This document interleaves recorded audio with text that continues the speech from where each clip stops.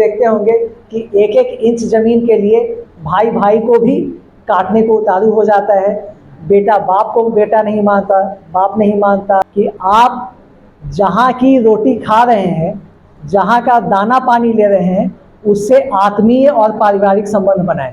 भूतपूर्व सैनिक संघ का परिवार ऐसा परिवार है जिससे ये लगता नहीं कि 2 साल पुराना संबंध है, ऐसा लगता है कि और एक एक करके जो आप माला पहनाते जा रहे थे, मैं आपके प्रेम को महसूस भी कर रहा था और माला का बोझ थोड़ा कंधे पे बढ़ भी रहा था। तो मुझे लगा कि पीछे से कोई बाउंसर आएगा। मैं मानसिक रूप से उसके लिए, ये महिलाएं अगर ये नहीं होता तो शायद में जिस दिन जहां कहते हैं ना कि दाव लगने की बात है, जिस दिन जहां 77वां स्वतंत्रता दिवस पूर्व सैनिक संघ के द्वारा धूमधाम से मनाया गया, जहां संघ के निर्देशक पीके पांडे एवं जिलाध्यक्ष सूबेदार हरेंद्र तिवारी की अध्यक्षता में मुंडेश्वरी अस्पताल में बड़े धूमधाम से मनाया गया। वहीं विशिष्ट अतिथि के तौर पर अनुमंडल पदाधिकारी धीरेन्द्र मिश्रा मौजूद थे, जहां अनुमंडल पदाधिकारी धीरेन्द्र कुमार मिश्रा ने सैकड़ों की संख्या में मौजूद लोगों के बीच अपना उद्घोषण किया। उन्हें अंग वस्त्र से भी सम्मानित किया गया। हजारों की संख्या में पूर्व सैनिक वहां मौजूद थे, जिनकी उत्साह देखते ही बन रहा था। बताते चले कि अनुमंडल पदाधिकारी सैनिक संघ बक्सर की काफ़ी सराहना उन्होंने की। उन्होंने कहा कि सैनिकों को हर तरह की मदद देने का भी उन्होंने आश्वासन दिया। वहीं कार्यक्रम में मौजूद दिव्यांग कमलेश के बारे में भी विचार रखा गया, जहां आप सुन सकते हैं कि अनुमंडल पदाधिकारी इस बारे में उन्होंने क्या कहा। वहीं बताते चले कि 50 डिसमिल ज़मीन को लेकर के सैनिक संघ द्वारा मांग की गई, जिसमें अनुमंडल पदाधिकारी ने जिला पदाधिकारी अंशुल अग्रवाल और उन्होंने कहा कि मेरा प्रयास भी इसमें रहेगा। आप सुने इस बारे में उन्होंने क्या कहा। वहीं एक ईगल रेस्टोरेंट का भी उद्घाटन किया गया, जो मुंडेश्वरी अस्पताल में मौजूद है।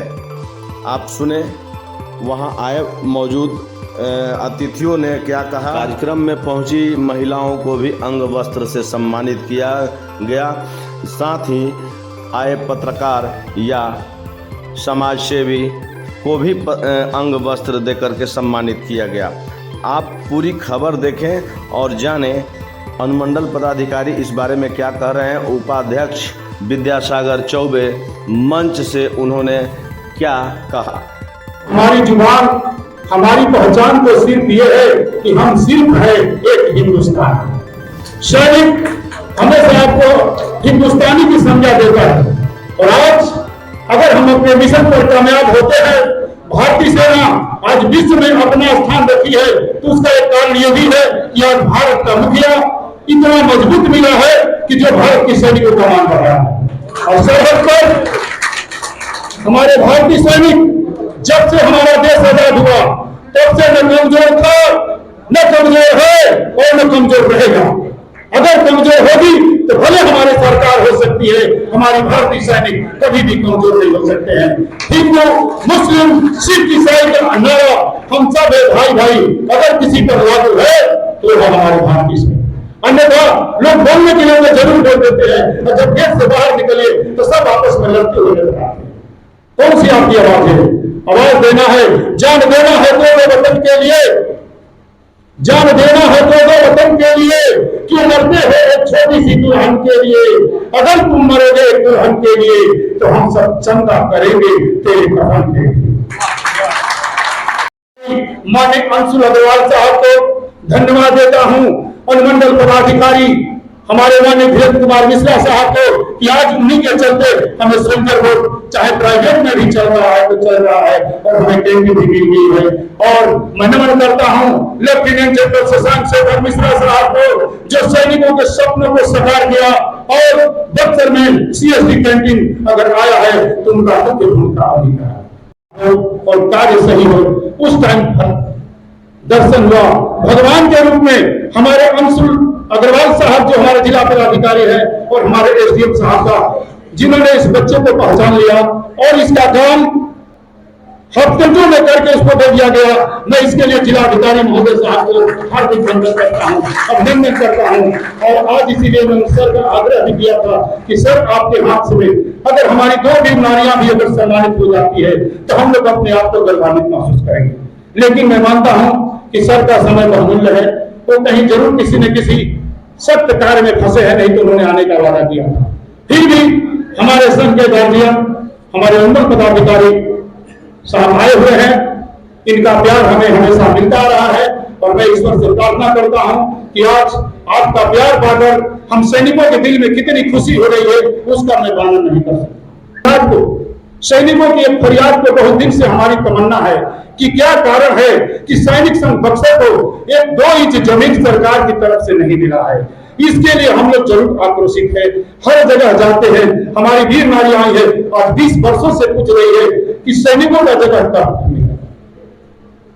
लेकिन मुझे उम्मीद है कि वो दिन भी अभी बहुत जल्द आने वाला है और मैं एक उम्मीद रखता हूं और ईश्वर से प्रार्थना भी करता हूं इसी जिलाधिकारी अग्रवाल साहब के कर कमलों द्वारा और पदाधिकारी साहब के कर कमलों द्वारा सैनिक संपर्क को जल्द ही 50 डिसमिल जमीन मिलने की संभावना है। एक बार जो 2 पहली उम्मीदों के असर में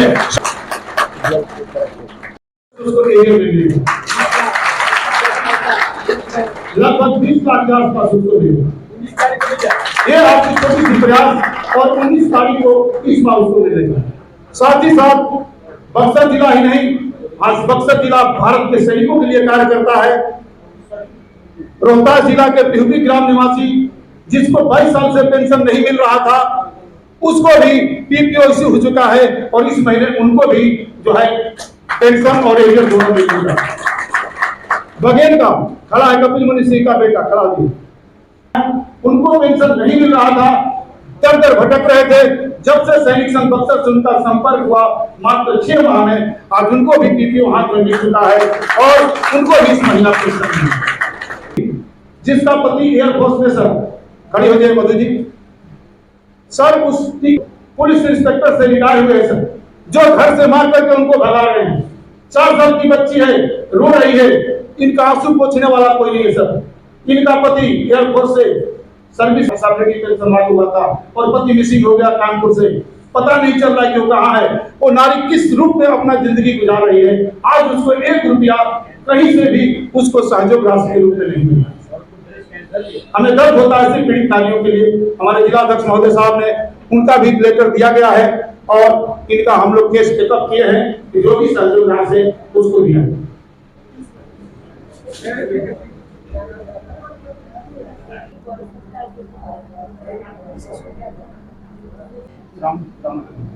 आपका प्रेम, आपका जो प्रेम मिलते रहा है हमको और पूरे समाज को, इसके लिए हम आपके ऋणी हैं।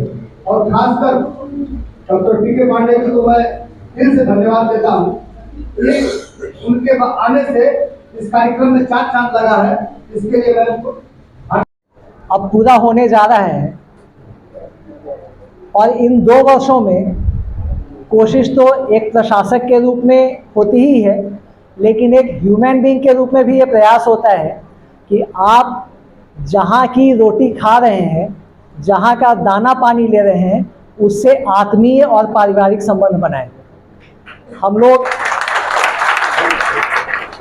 सभी परिवारों को अपना मानते हैं, उनसे प्रगाढ़ता स्थापित करने की कोशिश करते हैं, लेकिन उनमें से कुछ परिवार, जैसे कि आपका भूतपूर्व सैनिक संघ का परिवार, ऐसा परिवार है जिससे ये लगता नहीं कि 2 साल पुराना संबंध है, ऐसा लगता है कि जन्म जन्मांतर का कोई संबंध था जो अब आके फिर से रीइस्टैब्लिश हो गया है।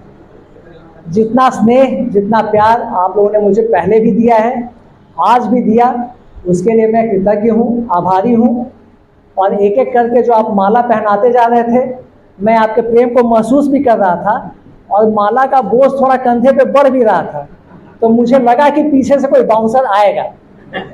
मैं मानसिक रूप से उसके लिए तैयार था और तभी आपने बताया कि भाई ज़मीन नहीं मिल रही है, ठीक है। तो लेकिन आप सभी लोग इस बात को अप्रिशिएट करेंगे, ज़मीन की उपलब्धता, भवन की उपलब्धता एक मुश्किल काम है और आप सब उस यात्रा के गवाह हैं।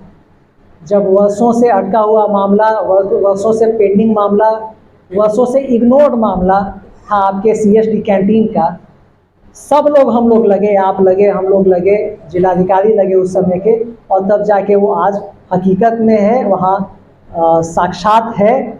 और मैं जब देखता हूँ कि महिलाएं, उनके बच्चे, भूतपूर्व सैनिक वहाँ जब बैठ के मैं जब आते जाते उनको देखता हूँ, तो मुझे लगता है कि ये महिलाएं, अगर ये नहीं होता तो शायद पुर में जाती या दानापुर में जाती, तो उतनी सहूलियत, उतना आराम उनको हो गया, तो हम लोगों को भी थोड़ी सी संतुष्टि होती है।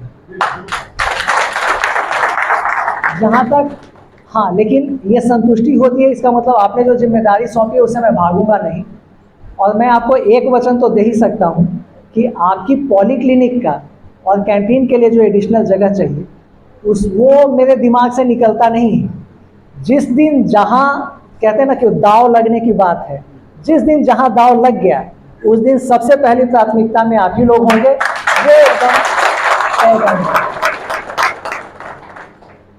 डॉक्टर PK पांडे ने एक भूतपूर्व सैनिक होने के नाते, एक संवेदनशील इंसान होने के नाते आपके संगठन को जो प्रश्रय दिया है, पहले भी दिया था, आज मैं देख रहा हूँ उसमें एक नया इजाफा हुआ है, आपके लिए कैंटीन का इंतज़ाम हो गया। ये मौका है जब हम लोगों को सबको उनको विशेष रूप से धन्यवाद बोलना चाहिए। बेशक वो भूतपूर्व सैनिक हैं, लेकिन इसी सैनिक परिवार में आप लोग देखते होंगे कि एक एक इंच ज़मीन के लिए भाई भाई को भी काटने को उतारू हो जाता है। बेटा बाप को बेटा नहीं मानता, बाप नहीं मानता, आपसी संबंध की तिलांजलि दे देते हैं लोग। वैसी स्थिति में इस तरह की उदारता दिखाना भी अपने आप में बहुत बड़ी बात है। लेकिन मेरा आग्रह होगा कि जितने भूतपूर्व सैनिक हैं, जिस अनुशासित जीवन को आपने देखा है, जिस कठिनाई को आपने झेला है, मेरा ऐसा मानना है कि समाज को वही व्यक्ति दे सकता है जो खुद अभाव में रहा हो। आमतौर पे ये लोग कहते हैं कि जिसके पास होगा वही ना देगा, ऐसा नहीं है। जिसके पास नहीं रहा या जिसने अभाव देखा या जिसने तकलीफ देखी, वो समाज को ज़्यादा दे सकता है। आप सभी लोग ऐसी जगहों पे रहे हैं, ऐसे पोस्ट पे रहे हैं जहां आपने अभाव देखा है, जहां आपने दुश्वारियां झेली हैं, 0 से नीचे का टेम्परेचर झेला है या तपता लू झेला है, बालू की आंधी झेली है, आपने जीवन की तकलीफ़ें महसूस की हैं, तो आप ज़्यादा बेहतर दे सकते हैं समाज को। मेरा आग्रह होगा, पहले भी हम लोगों ने अनौपचारिक रूप से बात की थी, भूतपूर्व सैनिक संघ को सामाजिक कार्यों में और आगे बढ़ चढ़ के हिस्सा लेना चाहिए।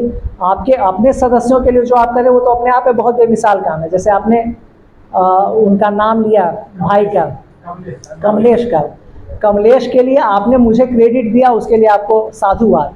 लेकिन यहाँ बैठे वैसे लोग जो भूतपूर्व सैनिक नहीं है, जो मीडिया से हैं लोग, जो समाज के विभिन्न क्षेत्रों से जुड़े लोग हैं, उनको ये जानना चाहिए कि कमलेश एक भूतपूर्व सैनिक का बेटा होने के बावजूद दिव्यांगता के कारण ट्रेन में भीख मांगने को मजबूर हो गया था, और उसको इन लोगों ने न सिर्फ ढूंढा बल्कि प्रयागराज में जाके इसका सारा कागज वगैरह निकलवाया। और पिछली बार जहाँ तक मुझे याद है, स्पर्श इनिशिएटिव था, उसमें इनके पेंशन का सारा काम हुआ। उस समय भी मैं यहाँ उपस्थित था, और ये देखे कैसे संयोग होता है। उस समय मैंने इनकी कहानी देखी, और राजपुर अंचल में हम और DM साहब इंस्पेक्शन के लिए गए थे, और जब हम लोग निकल के बैठ रहे थे तो किसी ने आवाज़ दिया कि सर मेरी भी कुछ तकलीफ है, सुना जाए। हम लोग रुके। कई बार क्या होता है कि आप जब कहीं ब्लॉक या अंचल के इंस्पेक्शन में जाते हैं तो कुछ लोग वहाँ पे अपना नेता वाला गुण भी दिखाने की कोशिश करते हैं, क्योंकि उनके 4-5 लोग होते हैं तो चाहते हैं कि उनको हम दिखाएं कि भाई देखो हमने यहाँ पे ऐसे बोल दिया, ऐसे रोक लिया। लेकिन आवाज़ बड़ी कातर सी थी तो हम लोग ठिठक गए, और जब इन्होंने बोलना शुरू किया तो मुझे सहसा याद आ गया कि अरे स्पर्श वाले कार्यक्रम में देखा था। और चूँकि याद आ गया तो हमने डीएम साहब को ही बताया कि नहीं इनको तो मैं व्यक्तिगत रूप से जानता हूँ। वहाँ मामला यही फंसा हुआ था कि इनका आइडेंटिटी वेरीफाई कौन करेगा। तो हमने बोला कि आप मेरा वेरिफिकेशन ले लीजिए, आप जहाँ साइन करवाना होगा करवा दीजिए। और हम लोगों ने 2 दिन का टाइम दिया था सीईओ को, लेकिन सीईओ साहब ने उसी दिन शाम को फ़ोन करके बोला कि सर उनका काम कर दिया गया। तो ये आप अपने सदस्यों के लिए जो कर रहे हैं वो तो अनुकरणीय है ही, लेकिन मुझे ऐसा लगता है कि जितना अनुशासित ये संगठन है, आपको समाज सेवा के अन्य कार्यों में भी आगे आना चाहिए। आप लोग रहते भी हैं, हमारे सभी आयोजनों में आप लोग शामिल होते हैं, हम लोग को देख के बड़ी तसल्ली भी होती है। और ज़्यादा अपना दायरा फैलाइए, उसमें जितना हम लोगों का सहयोग बन पड़े बिल्कुल लीजिए, अधिकार से लीजिए। और आपकी जितनी मांगे हैं, संभव है, मुमकिन है कि संसाधनों का अभाव, परिस्थितियों का लिमिटेशन, इन सब वजहों से वो उतनी तेज़ी से नहीं पूरी हो पाती होंगी जितनी आप अपेक्षा रखते होंगे, लेकिन ये जान लीजिए कि आपकी सभी मांगे, आपकी सभी इच्छाएं कहीं ना कहीं मेरे सबकॉन्शियस में दर्ज हैं और निश्चित रूप से उनका निराकरण होगा। 70वीं वर्षगांठ की ढेर सारी शुभकामनाएं। ये स्वतंत्रता भी कहीं ना कहीं आप लोगों की ही वजह से हम लोग एंजॉय कर पा रहे हैं। तो स्वतंत्रता दिवस न सिर्फ सेलिब्रेट करने का दिन है, बल्कि आप लोगों के प्रति कृतज्ञता जाहिर करने का भी दिन है। तो वैसे सभी लोग जो सैनिक नहीं हैं, और वैसे जैसे डॉक्टर साहब हमेशा बोलते हैं, हर आदमी सैनिक, हर आदमी एक लड़ाई लड़ रहा है रोज सुबह से लेकर शाम तक। तो अपने अपनी कैपेसिटी की तरफ से इस 77वीं वर्षगांठ पे आपको आभार और आपकी कृतज्ञता भी हम लोग प्रकट करते हैं। बहुत बहुत धन्यवाद।